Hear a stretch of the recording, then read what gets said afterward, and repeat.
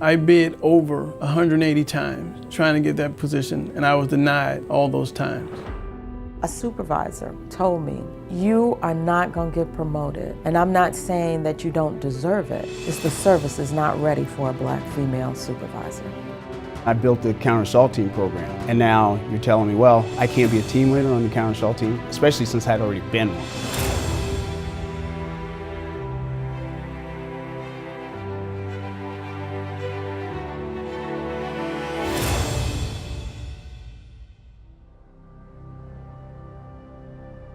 Being an agent on the Presidential Protective Division is the height of being a Secret Service agent, because they're entrusting you with the life of the President, the First Lady, their kids. My name is Ray Moore, and I was a special agent with the Secret Service for 32 years. When I was on the President's Detail, President Protective Division, as a GS-13, I had done everything I was supposed to do on the detail. I'm placed in a position as an acting manager in the White House Joint Operations Center. I'm given all these major responsibilities, and I can't get promoted. I was trying to get a GS-14, I was a GS-13. I bid over 180 times trying to get that position, and I was denied all those times.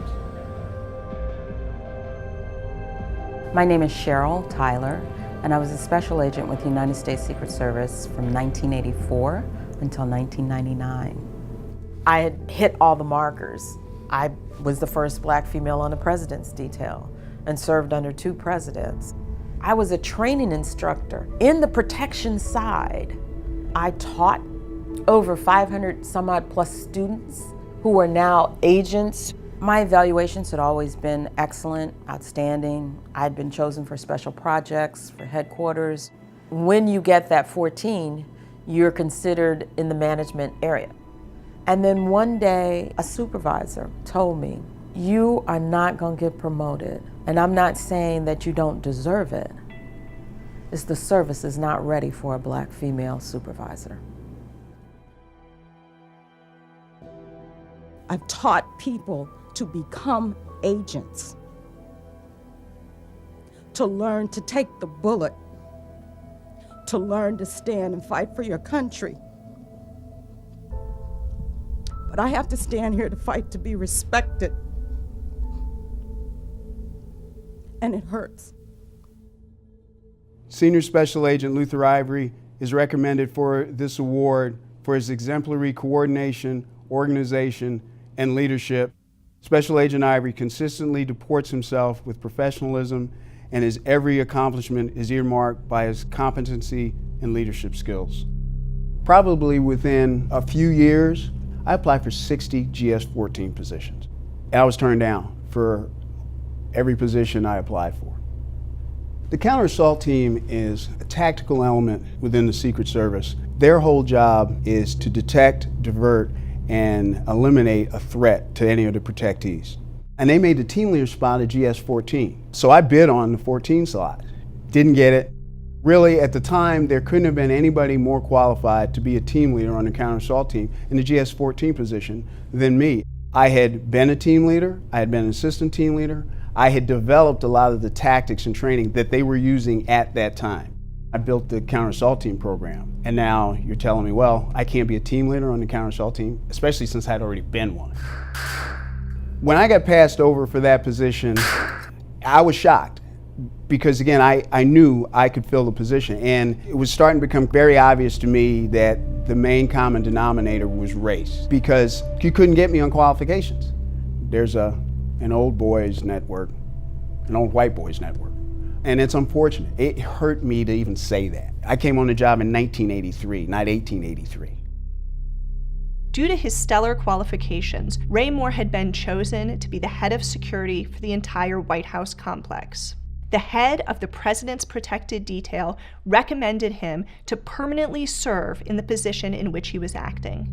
He had the highest promotion score of any African-American agent in the service, and yet he was not chosen. Instead, a white agent who had never served on the President's Detail was selected, and Ray Moore was assigned to train him. In 1999, Ray Moore came to John Relman to describe what had happened to him in the Secret Service, but he didn't seek to just represent himself in court. He sought to represent all the African American agents who had had this type of discrimination. So the case is a class action, and what that means is the named plaintiffs represent not only themselves, but over 100 African American Secret Service agents who have similarly experienced race discrimination in the promotions process in the Secret Service.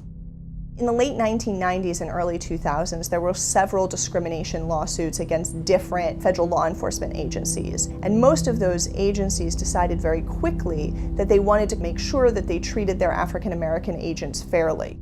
The Secret Service decided to take a very different tack, and for over 16 years fought tooth and nail to prevent this lawsuit from moving forward and to obstruct it at every turn.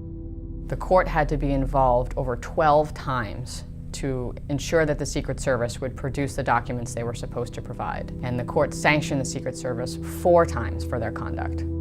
When we finally got the evidence, it only confirmed what the agents knew all along. The excuses that they had been given for why they weren't being promoted were just a cover for discrimination. The Secret Service said that African American agents weren't promoted because they hadn't bid outside of the DC area. But they admitted that over 100 white agents were promoted to GS-14 having never bid outside the DC area, and 124 agents were promoted to GS-15 having never bid outside the DC area. What African American agents experienced in the Secret Service is not surprising given its culture. In the course of discovery in this case, we found that over 30 Secret Service agents attended the Good Old Boy Roundup, which was a gathering of federal law enforcement agents and a notoriously racist event.